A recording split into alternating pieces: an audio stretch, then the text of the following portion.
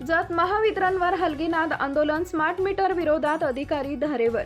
जत शहरात अचानक smart meter जबरदस्तीनं बसवणे, स्मार्ट मीटरची वाढीव लाईट बिले, वाढीव दंड व आर्थिक भुर्दंड तसेच महावितरण मनमानी कारभार विरोधात जत महावितरण कार्यालयासमोर राष्ट्रीय दलित पॅन्थर सेना व कम्युनिस्ट पक्षाचे संयुक्त वतीनं हलगी व नाद व बॉम्ब ठोक आंदोलन करण्यात आले। आंदोलनाचं नेतृत्व दलित पॅन्थर प्रदेशाध्यक्ष प्रशांत केदार, कम्युनिस्टचे समीर नदाफ, नवनाथ पवार, हनुमंत कोळी यांनी केले। यावेळी महावितरण विरोधात जोरदार घोषणाबाजी करत वीज बिलांची होळी करण्यात आली। यावेळी महावितरण उपअभियंता यांना दिलेल्या निवेदनात म्हटलंय,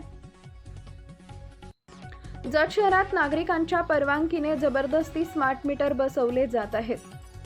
यासाठी नागरिकांची पूर्व परवानगी न घेता जबरदस्तीनं मीटर बसवले जात आहेत। यामुळे पूर्वीपेक्षा अधिक वाढीव वीज बिल येत आहे, त्यामुळे नागरिक हैराण झालेत। जबरदस्तीनं बसवण्यात आलेली सर्व स्मार्ट मीटर काढून घ्यावीत। स्मार्ट मीटरचं टेंडर हे उद्योगपती अदानी यांनी घेतलंय। गरीब शेतकरी, मजूर, नागरिकांचे आर्थिक शोषण करून अदानी यांना कोट्यवधी रुपयांचा नफा मिळवून दिला जातोय। स्मार्ट मीटरमुळे वीज बिलात वाढ होते आहे। प्रीपेडमुळे गरिबांना झटका बसतोय। महावितरणकडील बिले प्रिंट काढणारी व वाटप करणाऱ्यांचा रोजगार बुडणार आहे। तांत्रिक बिघाड झाल्यास नागरिकांना मोठा त्रास सहन करावा लागणार आहे। स्मार्ट मीटर पासून घातक रेडियन्स उत्सर्जित होत आहेत, यामुळे नागरिकांच्या आरोग्याला धोका निर्माण झालाय।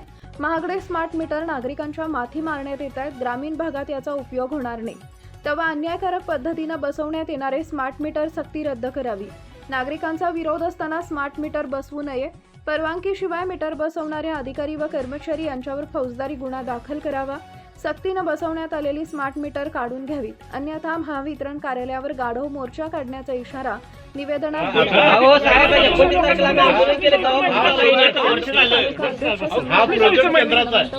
13,000 कोटी रुपये महाराष्ट्र सरकारला केंद्राने दिले, ते मिळवण्यासाठी